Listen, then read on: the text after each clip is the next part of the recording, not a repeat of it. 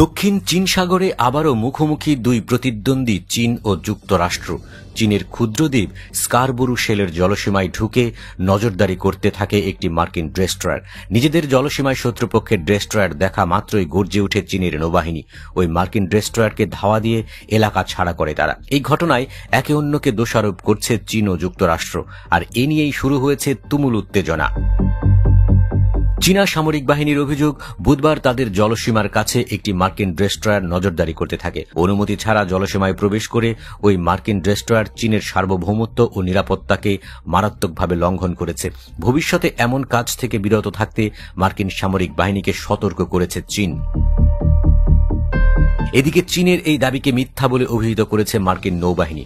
আন্তর্জাতিক আইন মেনেই চীনের স্কারবোরু শোলের কাছে ডেস্ট্রয়ারটি গিয়েছিল বলে দাবি করেছে তারা।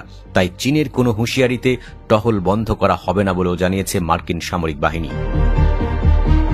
চীন ও যুক্তরাষ্ট্রের মধ্যকার উত্তেজনার মধ্যেই চীনের বিরুদ্ধে গুরুতর অভিযোগ তুলেছে ফিলিপাইন। ফিলিপাইনের কোস্টগার্ড জানায়, সোমবার দক্ষিণ চীন সাগরে দুটি চীনা যুদ্ধজাহাজের ফিলিপাইনের একটি জাহাজকে বাধা দেয়। এই সময় ওই দুই চীনা যুদ্ধজাহাজ একটি আরেকটির গায়ে ধাক্কা লেগে বেশ ক্ষতিগ্রস্ত হয় বলেও জানায় ফিলিপাইনের কোস্টগার্ড।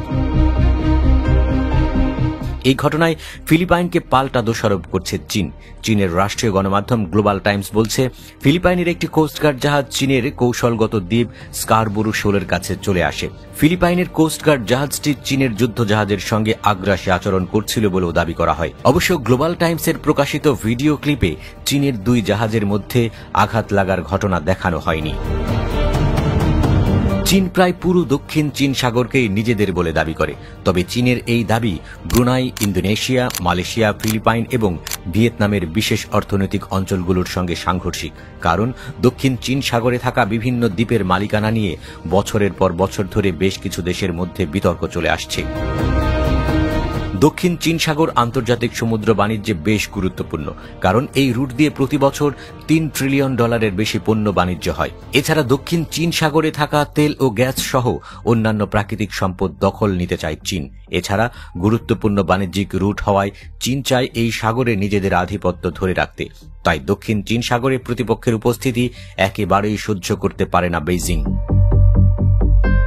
যুক্তরাষ্ট্র নিয়মিতভাবে দক্ষিণ চীন সাগরে ফ্রিডম অব নেভিগেশন অপারেশন পরিচালনা করে। এই রুটে চীনের হুমকি থেকে বৈশ্বিক জাহাজগুলোকে নিরাপত্তা দিতেই এই অপারেশন চালানোর দাবি করে আসছে যুক্তরাষ্ট্র।